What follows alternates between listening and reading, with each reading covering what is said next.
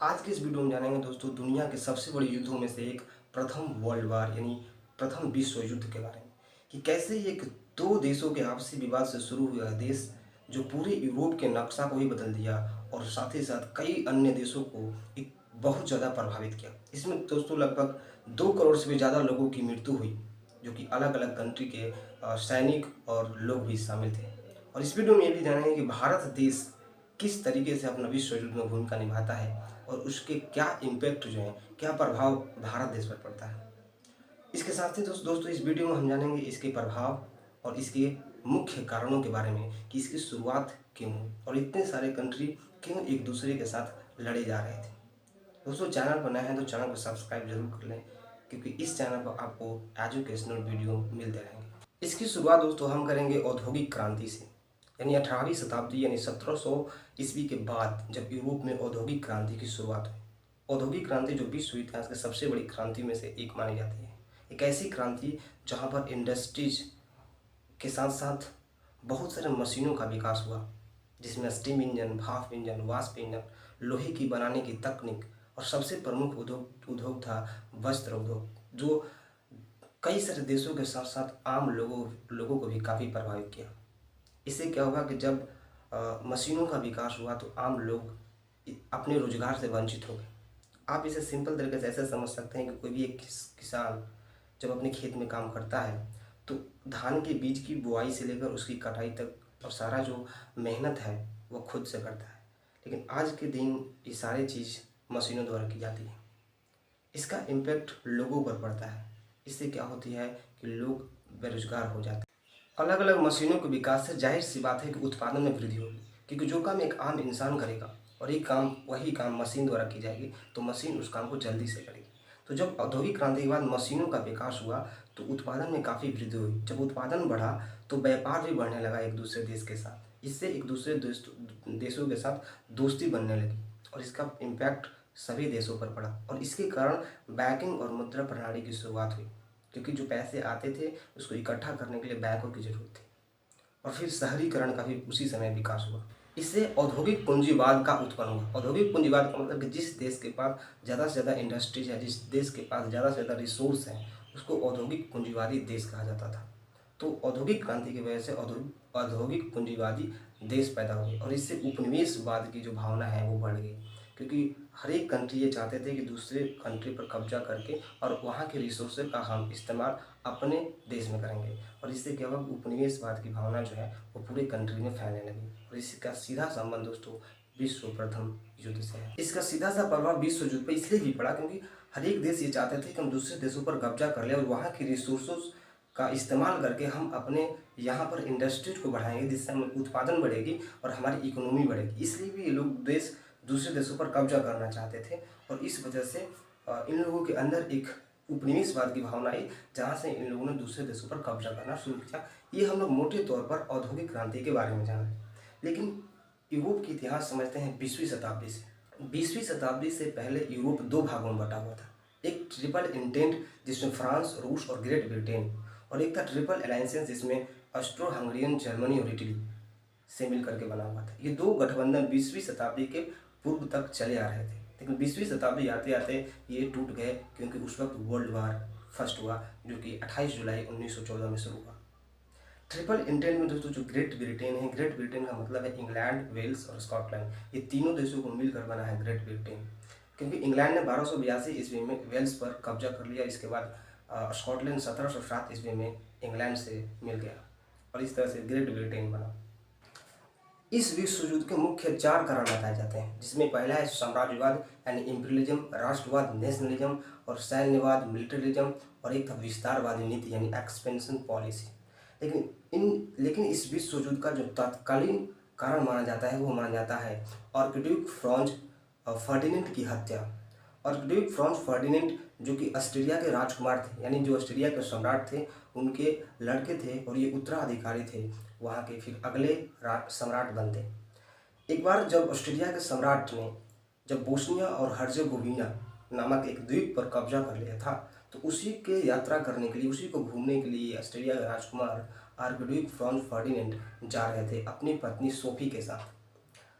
फिर जब ये यात्रा पर जा रहे थे तो सर्बिया सर्बिया के जो खुफिया एजेंसी के 6 लोग थे, उन्होंने रास्ते में इन पर बॉम्ब अटैक किया। और उसका कारण ये था क्योंकि ऑस्ट्रिया बोस्निया और हर्जेगोविना पर जो कब्जा किया था, तो बोस्निया के ही ये लोग थे जिन्होंने बम अटैक किया। बोस्निया जो पहले सर्बिया का अपना द्वीप हुआ करता था, तो आज जो कि ऑस्ट्रेलिया ने कब्जा कर लिया। इस वजह से इन लोगों ने उन पर बम अटैक किया, लेकिन किस्मत से वो बच गए। लेकिन फिर भी कई सारे लोग घायल हो गए और उनको अस्पताल में भर्ती किया गया। बाद में जब आर्कड्यूक फ्रॉन्ज फर्डिनेंड उनसे मिलने के लिए अस्पताल जाते हैं, तो रास्ते में ये रास्ते भटक जाते हैं। और उसके बाद जब रास्ते भटक जाते हैं, जब इनको पता चलता है, तो फिर वो वापस आते हैं। वापस आने के दौरान एक 19 साल का लड़का, जिसका नाम था गैविलो प्रिंसेप, जो कि एक स्टूडेंट था, उन्होंने, जो कि एक हथियार लैस था, वो हथियार लिया हुआ था और उसने अचानक लगातार फायरिंग की फ्रॉन्ज फर्डिनेंड और इनकी पत्नी सोफी के ऊपर, जिससे इन दोनों की मृत्यु हो गई। और इस वजह से ऑस्ट्रेलिया के शासक का आक्रोश दोगुना हो गया। इस पर ऑस्ट्रो हंगेरियन के शासक ने सर्बिया के शासक को एक लेटर भी सौंपा, जिसमें कई सारी शर्तें लिखी हुई थी, लेकिन सर्बिया के शासक ने मानने से बिल्कुल ही इनकार कर दिया। और इसलिए दोस्तों 1914 यानी 1914 में ऑस्ट्रेलिया ने सर्बिया पर युद्ध की घोषणा कर दी। लेकिन सर्बिया एक छोटा सा देश था, छोटा सा एक कंट्री था, इमेज में देख रहे हैं। और इसने क्या किया कि रूस से मदद मांगी, लेकिन रूस मदद करने के लिए तैयार भी हो गया। रूस जो कि ट्रिपल इंटेंट का सदस्य था, और इस वजह से फ्रांस भी इसमें शामिल हो गया, जो कि सर्बिया का साथ दे रहा था। और ट्रिपल अलायंसेस में आता था ऑस्ट्रो हंगेरियन, और इसमें आते थे जर्मनी और इटली। इसलिए जर्मनी ऑस्ट्रो हंगेरियन का भी सहायता कर रहा था। और धीरे धीरे कई सारे देश मिलते गए। 1915 में जापान आ गया, यूनाइटेड स्टेट ऑफ अमेरिका, जो कि फ्रांस, रूस और सर्बिया का साथ दिया। और इसके बाद इटली भी इसमें सामने आया। रोमेनिया रोमेनिया, पुर्तगाल, पोलैंड, इसके साथ अन्य कई सारे देश धीरे धीरे इसमें शामिल होते गए। और इस तरह से एक छोटा सा विवाद बहुत बड़ा बन गया और पूरी दुनिया में विश्व युद्ध के रूप में सामने आ गया। ये इसका पहला कारण है दोस्तों, आर्कड्यूक फ्रॉन्ज फर्डिनेंड की हत्या। साथ ही दोस्तों इसमें जर्मनी और ब्रिटेन भी आ गया, क्योंकि ग्रेट ब्रिटेन जो था वह आयात पर निर्भर था और जर्मनी भी आयात पर ही निर्भर था। मतलब खाद्य पदार्थ जितने भी होते थे, चावल, गेहूँ, इन सब का वहाँ पर आयात किया जाता था दूसरे देशों से। तो ये दोनों लोग आयात पर निर्भर थे।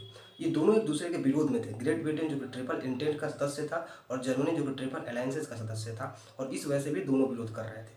और ये लोग चाहते थे कि जब वो उसका हम जब आयात रोक देंगे, जब उस खाद्य पदार्थ नहीं जाएंगे, तो वहाँ के लोग परेशान होंगे, वहाँ की सरकार परेशान होगी, फिर हम उस पर कब्जा कर लेंगे। और इस वजह से अलग अलग कई सारे देश इसी भावना से कि हम एक दूसरे पर कब्जा करके वहाँ के कच्चे माल और वहाँ के रिसोर्सेज का इस्तेमाल करेंगे और अपने साम्राज्य को बढ़ाएंगे। और इस वजह से एक दूसरे का साथ दिए जा रहे थे और एक दूसरे पर कब्जा करते जा रहे थे। आपके मन में सवाल आ रहा होगा कि कई सारे देश क्यों एक दूसरे के साथ दे रहे थे। इसका सिंपल सा कारण दोस्तों है साम्राज्यवाद।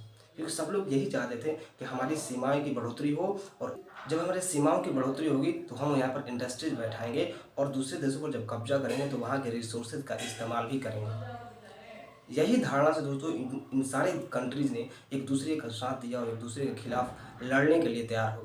तीसरा महत्वपूर्ण कारण था सैन्यवाद यानी मिलिटरिज्म।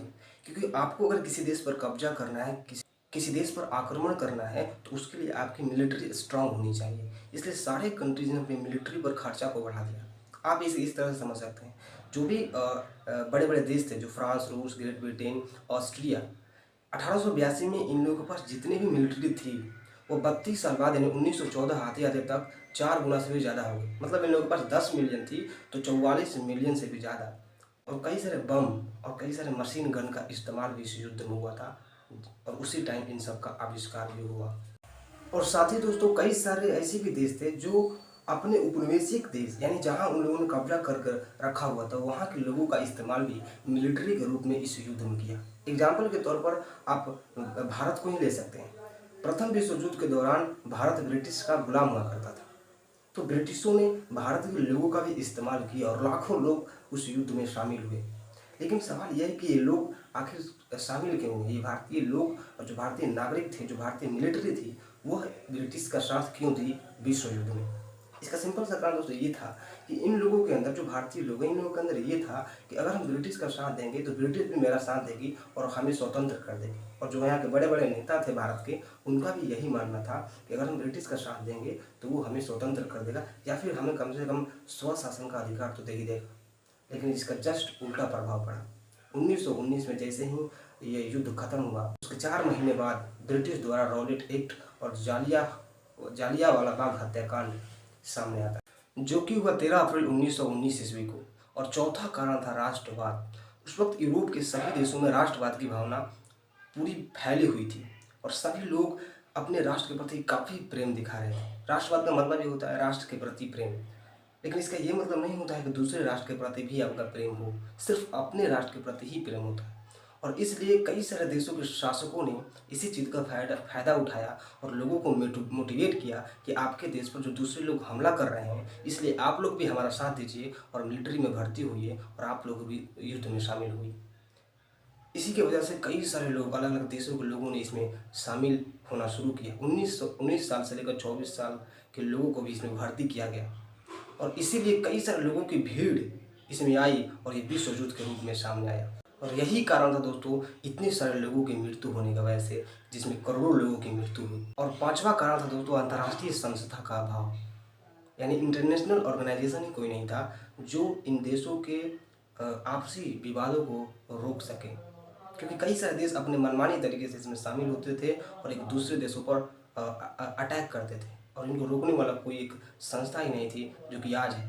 आज जो रूस और यूक्रेन में जो वार हुआ, ये विश्व युद्ध थोड़ी हुआ और ना ही इसमें कई सारे देश भाग लिए, लेकिन उस टाइम पर मात्र 2 देश यानी सर्बिया और ऑस्ट्रियन हंगरियन, 2 देशों के बीच के आपसी विवाद जो कि इतना फैला कि विश्व युद्ध बन गया। लेकिन आज के दिन का जो रूस और यूक्रेन का युद्ध हुआ, क्या विश्व युद्ध में बदल सकता है? नहीं, क्योंकि इसको रोकने के लिए कई सारे अंतर्राष्ट्रीय संस्था है, यूएनओ है, नाटो है, इसका और भी कई सारे संस्था है जो इन सब पर कंट्रोल कर सकता है। लेकिन उस वक्त अंतर्राष्ट्रीय संस्था के अभाव की वजह से भी ये देश एक दूसरे का साथ दिए जा रहे थे और अपने मनमानी तरीके से किसी भी देश पर आक्रमण किए जा रहे थे। ये दोस्तों हुआ इसका 5 कारण। अब इसके जानते हैं इसके प्रभावों के बारे में। इसके प्रभाव को दोस्तों हम 3 कैटेगरी में समझेंगे: आर्थिक प्रभाव, राजनीतिक प्रभाव और सामाजिक प्रभाव।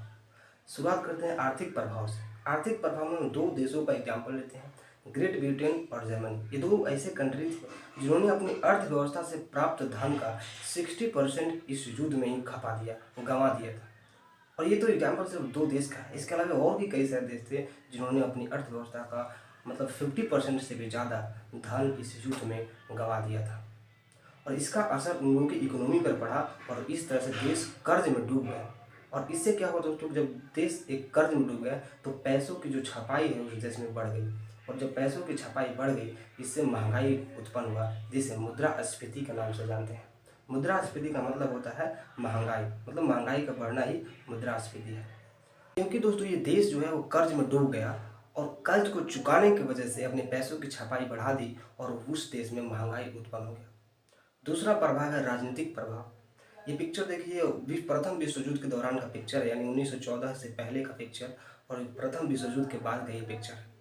इसमें जो आपको ऑस्ट्रो हंगरियन देश दिख रहा है, उसी जगह पर अगर इस पिक्चर में देखेंगे तो बहुत सारे नए नए देश आपको देखने को मिलेंगे।